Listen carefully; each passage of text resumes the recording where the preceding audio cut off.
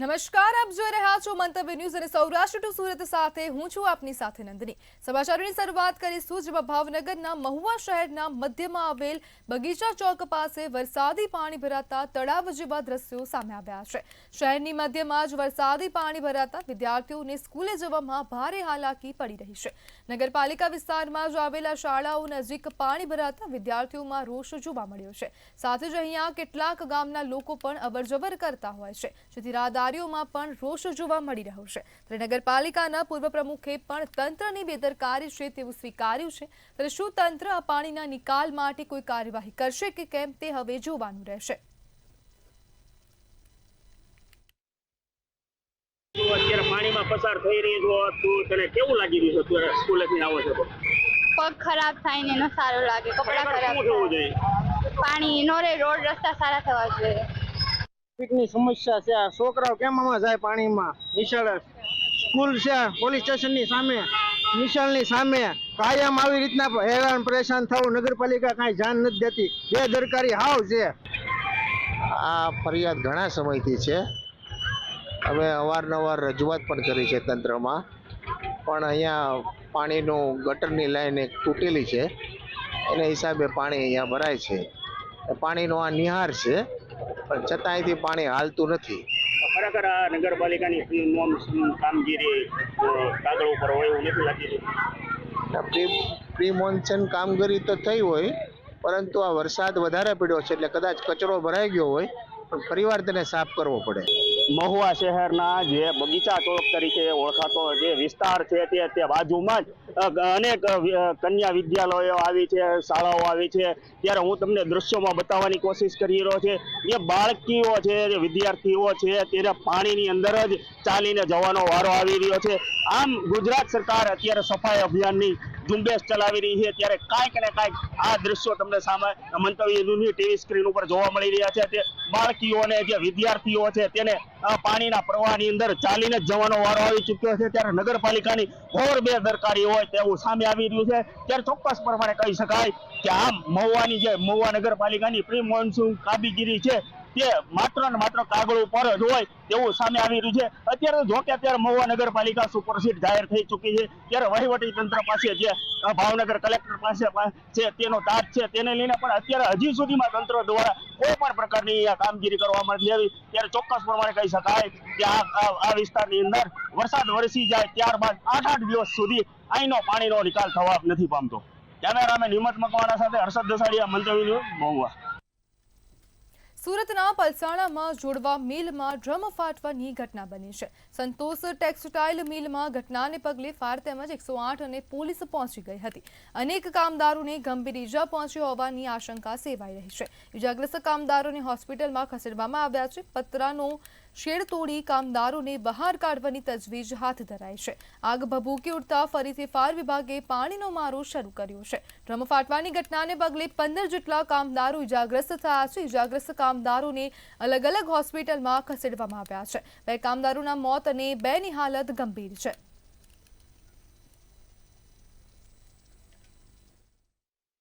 જી, આ garden silk મિલની બાજુમાં વરેલી ખાતે એક આ મિલમાં આગ લાગી છે, ડાઇંગ મિલ્સમાં, કાપડની ડાઇંગ મિલમાં, ને અત્યારે હાલ કામગીરી ચાલુ છે આગ ઓલવવાની। ખાસ કરીને શું ઘટના બને, કઈ રીતે આગ લાગી? જી, બોઇલરમાં આગ લાગેલી હતી ને કંઈ એક ટેન્કમાં બ્લાસ્ટ થયો છે એવું જાણવામાં આવે છે કે બોઇલરમાં બ્લાસ્ટ થયો છે એવું પ્રાથમિક તબક્કે જાણવામાં આવે છે। ને હાલ અમે આગને કવર કરવાની અમે ટ્રાય કરી રહ્યા છીએ। અત્યારે પલસાણા તાલુકાના જોડવા ખાતે સંતોષ ડાઇંગ મિલ કરીને એક ઇન્ડસ્ટ્રીઝ છે, એમાં ટેક્સટાઇલ ઇન્ડસ્ટ્રીઝ છે અને ડ્રમના ફાટવાથી, ડ્રમના જ્વલનશીલ પદાર્થને લીધે આગની એક ઘટના બનવા પામેલ છે। પ્રાથમિક તબક્કે 2 વ્યક્તિઓના અવસાન થયેલ હોવાનું જણાય છે। ફાયર ફાઇટિંગની કામગીરી અવિરત ચાલુ છે।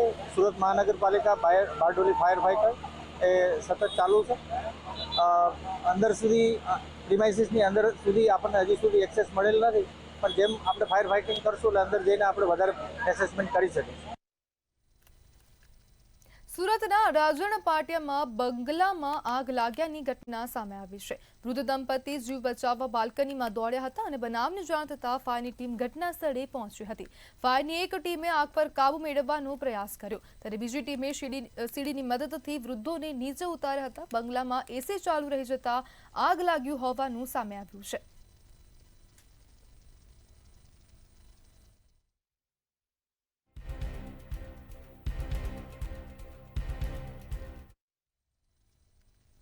પૂર્વ મંત્રી જવાહર ચાવડાએ આજે માણાવદર ખાતેથી બેરોજગાર સહાયતા અભિયાનની શરૂઆત કરી છે. માણાવદર વિધાનસભામાં માણાવદર, બંથલી અને મેંદરડામાં આ પ્રકારની સહાયતા અભિયાન જવાહર ચાવડા દ્વારા શરૂ કરાતા વિધાનસભાના બેરોજગાર યુવાનોમાં એક નવી આશાનું સંચાર થયો છે. બેરોજગાર સહાયતા અભિયાન વિધાનસભા મત વિસ્તારના યુવાનોને રોજગારી માટે મહત્વનું સાબિત થશે તેવો વિશ્વાસ વ્યક્ત કર્યો હતો. અને આ અભિયાનનો હું પણ ખૂબ વધાવું છું, કેમ કે આ જવાહરભાઈએ નવું અભિયાન સ્ટાર્ટ કર્યું છે કે રોજગારી બધાને મળે. મારા જેવા યુવાનો કેટલા પણ છે, જો કોઈ અનુભવી છે, કોઈ ફ્રેશર છે, બધાને પણ મળી શકે તક. હું અત્યારે BSM 1 ભણું છું. એની પહેલા મેં BSc એક વર્ષ કરેલું છે જુનાગઢ. એના પછી મેં અમદાવાદ 1 વર્ષ એવિએશન એન્ડ હોટેલ મેનેજમેન્ટ પણ કરેલું છે. એના પછી મને એક વાર તક મળેલી છે, 6 મહિના મેં કરેલું છે એરપોર્ટ સ્ટોરમાં કામ. મેં BSc B.Ed નો અભ્યાસ કરેલો છે. અત્યારે મને બેરોજગાર તરીકે હું છું. અત્યારે મને ક્યાંય નોકરી મળેલ નથી. પ્રાઇવેટમાં મળે છે પણ સરકારીમાં એટલી જલ્દીથી વેકેન્સીમાં મળતી નથી. ત્યારે જવાહરભાઈએ અહીંયા બેરોજગારીનું અભિયાન ચાલુ કરેલું છે, તેમાં મેં ફોર્મ ભરેલું છે.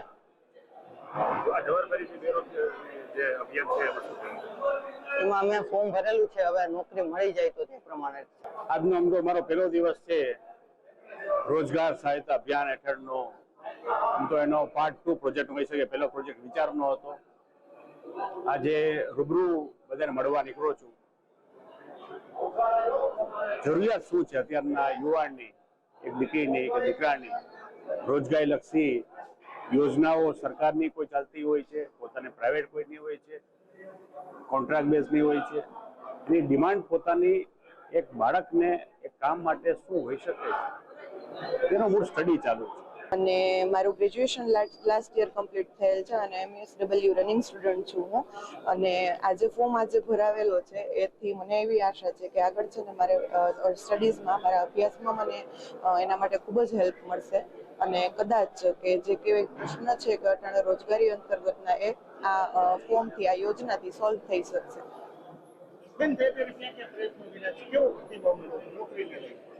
નોકરીને લઈને એવું લાગે છે કે ભાઈ સિટી ને વિલેજમાં છે ને નોકરીનો બહુ જ શું કહેવાય ભેદ લાગે છે.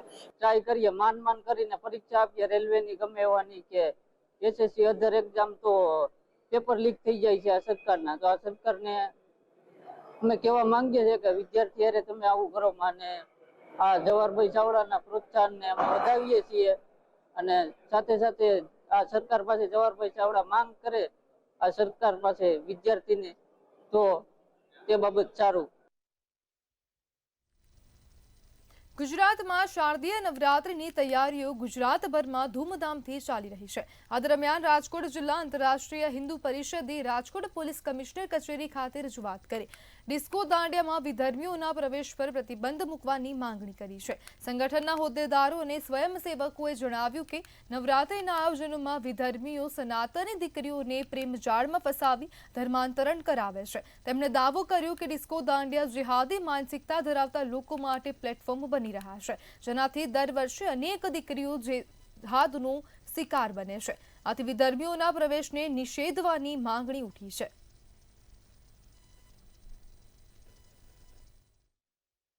તહેવાર છે નવરાત્રનો, એ હિન્દુ જનમાનસનો એક પવિત્ર તહેવાર છે.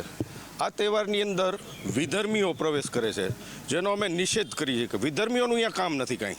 તો વિધર્મીઓ શું કામ આવે છે? એ મૂર્તિ પૂજામાં નથી માનતા, એ હિન્દુત્વને નથી માનતા, એ આપણા દેવી દેવતાઓને નથી માનતા. તો એને શું કરવા આ માં ભાગ લેવો જોઈએ? શું કરવા એ દાંડિયામાં આવે, આપણી બેનો દીકરીઓને ફોર્સ લાવી ધર્માંતરણ કરાવવા? આ એક એનો એજન્ડા છે.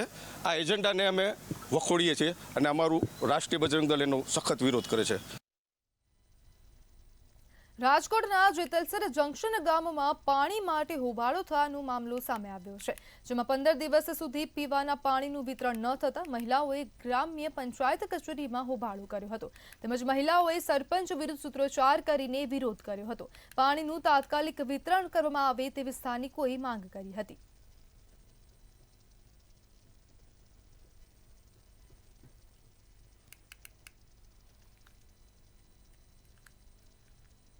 રાજકોટ શહેરમાં લુખાઓનો આતંક યથાવત જોવા મળ્યો છે. શહેરના રૈયા રોડ પર આવેલ કનૈયા ચોક અને બ્રહ્મ સમાજ ચોક નજીક ઘટના બની હતી. તેજસ ડાંગર નામના યુવક પર છરી વડે મુસ્લિમ શખ્સો દ્વારા હુમલો કરવામાં આવ્યો હતો.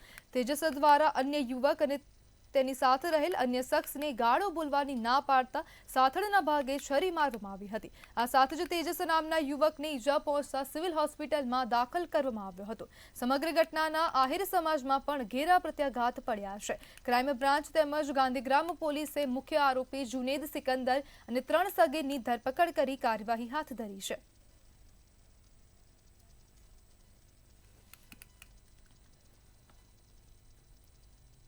ગુજરાત એનએસયુઆઈ દ્વારા યુનિવર્સિટી બચાવો અભિયાન અંતર્ગત ભાવનગર એનએસયુઆઈ દ્વારા પણ આંદોલનનું મંડાણ કરવામાં આવ્યું છે, જેમાં ભાવનગર યુનિવર્સિટીઓમાં પણ ઈસી સભ્યો દ્વારા મળતિયાઓને કોન્ટ્રાક્ટ આપી ભ્રષ્ટાચાર આચરવામાં આવી રહ્યો છે, જેમાં ફેરફાર કરવામાં નહીં આવે તો આવનારા દિવસોમાં ઉગ્ર આંદોલનની ચીમકી સાથે એનએસયુઆઈ દ્વારા આંદોલનનું મંડાણ કરવામાં આવ્યું હતું. આખા ગુજરાતમાં જ્યારે ભાજપની સરકાર દ્વારા આ શિક્ષણનો વેપાર કરી નાખવામાં આવ્યો છે, શિક્ષણને ખુલ્લો હાકડો બનાવી દેવામાં આવ્યો છે, ત્યારે આપણી યુનિવર્સિટી પણ એમાં બાકાત ન હોય. ઈસી સભ્યો બીઓએમના સભ્યો દ્વારા મળતિયાઓને કોન્ટ્રાક્ટ આપી દેવામાં આવેલા છે. ખુદ ઈસી સભ્યની કંપનીઓ દ્વારા કોન્ટ્રાક્ટ લેવામાં આવે છે, છબડા થાય છે.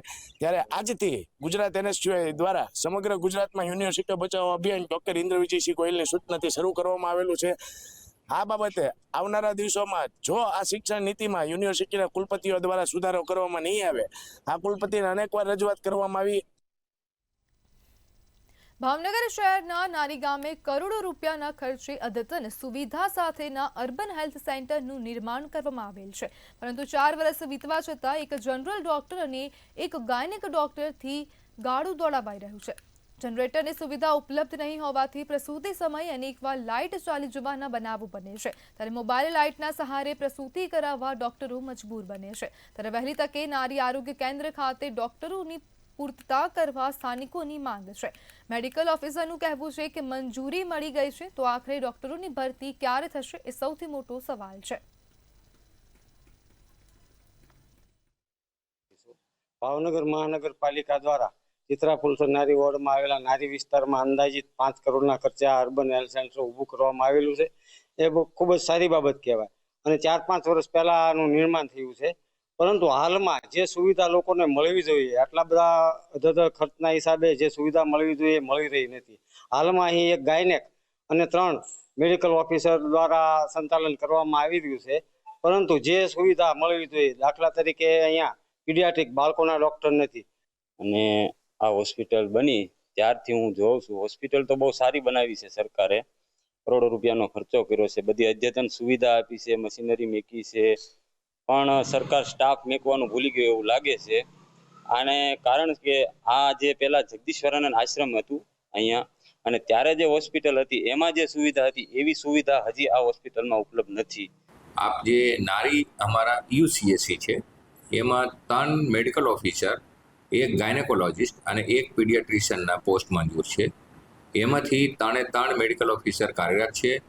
ગાયનેકોલોજિસ્ટ ત્યાં ઓલરેડી ફરજ બજાવી રહ્યા છે. એક પીડિયાટ્રિશિયન છે અને 3 વાર પ્રયત્ન કર્યા છે, અને 4થો પ્રયત્નમાં ઓલરેડી એપ્લિકેશન એને આવી ગયા છે અને ટૂંક સમયમાં એને ભરતી થઈ જશે.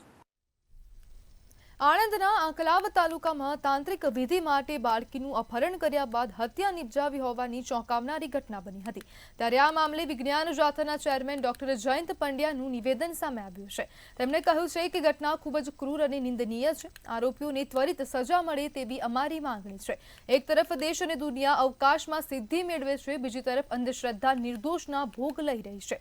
રાજ્યમાં અંધશ્રદ્ધા નિર્મૂલન કાયદો અસ્તિત્વમાં છે, છતાં આવી ઘટના ચોંકાવે છે. તો વલણને કારણે સંતાન પ્રાપ્તિની ઈચ્છાના કારણે તેના કાકાએ અપહરણ કરી અને નદીની અંદર ફેંકી દીધી છે. આ કમનસીબી ઘટનાની જેટલી નિંદા કરી તેટલી ઓછી છે. આપણે કઈ સદી તરફ જઈ રહ્યા છીએ. આ માત્ર ને માત્ર અંધશ્રદ્ધાયુક્ત કાયદાનો અમલ ચાલુ થઈ ગયો છે. તે દરમિયાન આવી ઘટનાઓ વારંવાર બને છે તો તેનું જાથાને બારોબાર દુઃખ છે. આ જે સંતાન પ્રાપ્તિ માટે ને ભૂવો છે એના કાકા છે કે જે કોઈ જવાબદાર હોય તેની સામે કડકમાં કડક કાર્યવાહી કરવાની વિજ્ઞાન જાથા માંગ કરે છે.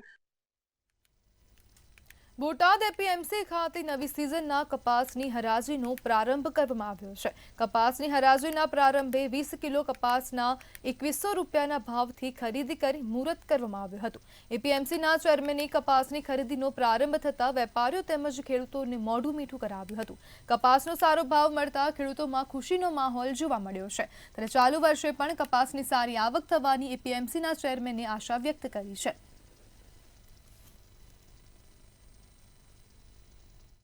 આજે નવી સિઝનનો બોટાદ માર્કેટિંગ યાર્ડની અંદર પ્રારંભ ગણપતિ દાદાની હાજરીમાં થયેલ છે. 2101 રૂપિયો 20 કિલો એટલે કે મણનો ભાવ આવેલ છે. આગામી દિવસોમાં બોટાદ જિલ્લાની અંદર સારા એવા વરસાદને કારણે મબલક પાકનું ઉત્પાદન થવાનું છે. કપાસ, સિંગ તથા તમામ પ્રકારના કઠોળો વધારેમાં વધારે બોટાદ જિલ્લાની અંદર થશે. કારણ કે બોટાદ જિલ્લાની અંદર જે સમગ્ર રાજ્યમાં અતિવૃષ્ટિ થઈ છે એની કોઈ પણ જાતની લાંબી અસર નહીં હોવાને કારણે ખોટો બગાડ થયો નથી. કપાસ અને સિંગની અંદર વણ પણ સારી છે. મારી હાજરી માર્કેટિંગ યાર્ડમાં હતી. માર્કેટિંગ યાર્ડના ચેરમેને અમને બોલાવ્યા હતા કે આજે કપાસની હરાજી છે એટલે આવજો. એટલે માનનીય ગણપતિ દાદાના સાનિધ્યમાં હમણાં જ વેપારી દ્વારા હરાજી થઈ છે. 2111 રૂપિયા મિનિમમ જેવો કપાસનો ભાવ આવ્યો છે અને સારામાં સારો પહેલો દિવસ છે એટલે સારામાં સારા કપાસની હરાજી થઈ સારા ભાવ છે. બોટાદના રાણપુર પોલીસ સ્ટેશન વિસ્તારમાં પેટ્રોલિંગ દરમિયાન પોલીસને બાતમી મળી હતી અને બાતમીના આધારે સાંગણપુર ગામની સીમમાં લીલા ગાંજાના છોડ મળી આવ્યા હતા. 130 ગાંજાના છોડ સહિતનો મુદ્દામાલ પોલીસે જપ્ત કર્યો છે. પોલીસે અવધધામ ખોડિયાર આશ્રમના મહંત ધરમદાસ બાપુની ધરપકડ કરી કાર્યવાહી હાથ ધરી છે. એનડીપીએસ એક્ટ હેઠળ ગુનો દાખલ કરીને વધુ તપાસ શરૂ કરવામાં આવી છે.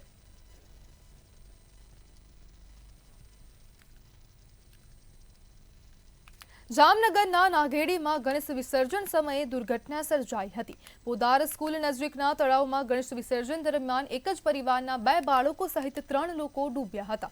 તળાવમાં ડૂબતા પિતા અને તેના 2 પુત્રોના મોત નીપજ્યા છે. ગણપતિજીની મૂર્તિને પાણીમાં વિસર્જિત કરતા સમયે પિતા પુત્ર ત્રણેય પાણીમાં ઉતર્યા હતા, જેમાં ત્રણેય એકાએક ઊંડા પાણીમાં ડૂબવા લાગ્યા હતા. તેવામાં પિતાએ પોતાના બંને પુત્રોને બચાવવા પ્રયત્નો કર્યા હતા, પરંતુ કોઈને તરતા આવડતું ન હોવાથી ત્રણેય પાણીમાં ડૂબી ગયા હતા.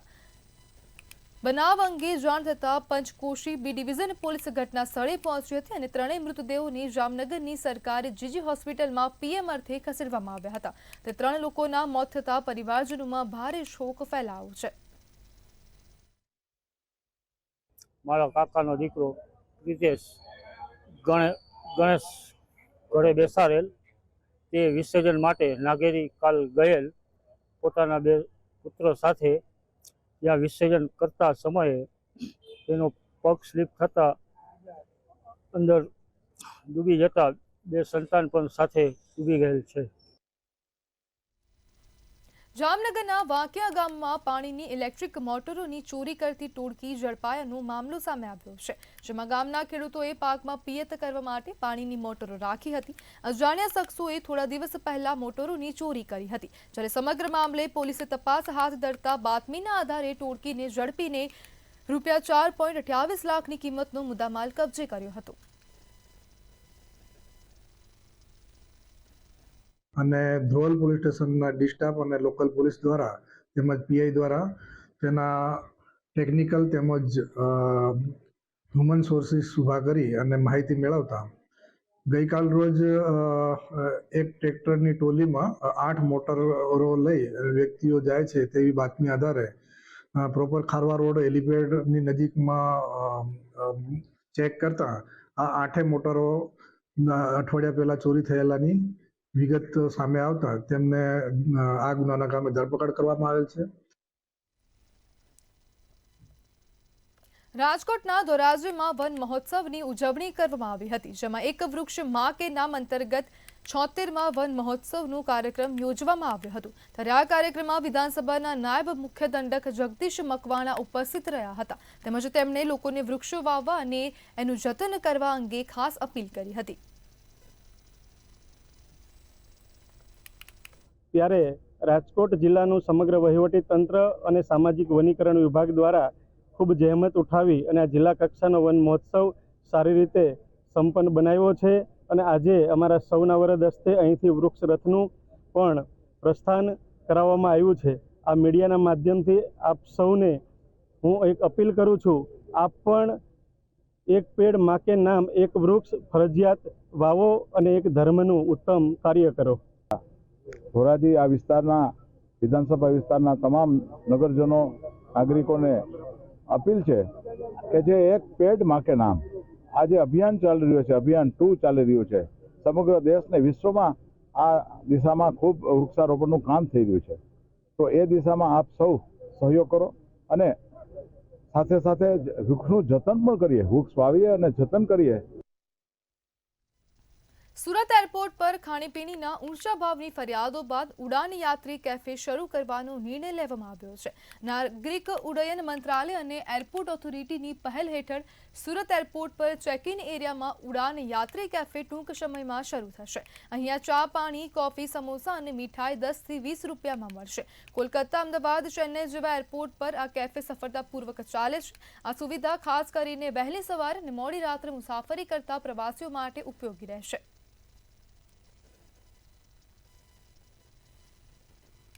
જે સારી વસ્તુ અને ગુણવત્તાવાળું જે હાઇજેનિક વસ્તુ આપણને ઓછા ભાવે મળતા હોય તો યાત્રીઓ પોતાનો રિફ્રેશમેન્ટ ત્યાં કરી શકે એવા સમાચારો છે અને એ ખૂબ જ અગત્યનું હોય છે, કારણ કે ઘણા બધા લોકો એ અફોર્ડ નથી કરી શકતા, કારણ કે હવાઈ ચપ્પલ પહેરવાવાળા પણ આજકાલ જ્યારે મુસાફરી કરતા હોય ત્યારે એ લોકોને પણ સમાવેશ થાય એવી રીતે આ કફે, ઉડાન કફે શરૂ કરવા માટેનું જે માંગણી અત્યારે સ્વીકાર લીધું છે। સુરત એરપોર્ટ પર અત્યારે આના માટેનું કામગીરી શરૂ થઈ રહ્યું છે।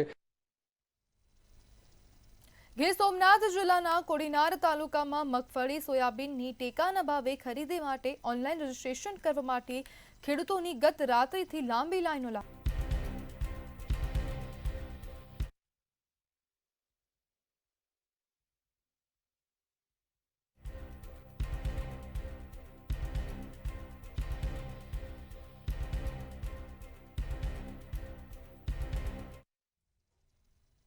સમાચારમાં આગળ વાત કરીએ તો સુરેન્દ્રનગરના સાયલા ખાતેથી આ સમાચાર સામે આવ્યા છે। સાયલા પોલીસે નાસ્તો ફરતો આરોપી ઝડપી પાડ્યો છે। 10 ગુનામાં સંડોવાયેલો આરોપી સાયલા પોલીસે ઝડપી પાડ્યો છે। સાયલાના ચોરવીરા ગામેથી હરેશભાઈ માથાસુરિયાને ઝડપી પાડવામાં આવ્યો છે। આરોપી ઘણા સમયથી પોલીસ પકડથી દૂર હતો, જ્યારે આજે આરોપી છે તે 10 ગુનામાં સંડોવાયેલો છે, જ્યારે સાયલા પોલીસને આરોપીને પકડવામાં સફળતા મળી છે। સુરેન્દ્રનગરથી આ મહત્વપૂર્ણ સમાચાર સામે આવ્યા છે, જેમાં નાસ્તા ફરતા આરોપીને ઝડપી પાડવામાં આવ્યો છે, જ્યારે સાયલા પોલીસ દ્વારા મહત્વપૂર્ણ કામગીરી કરવામાં આવી છે।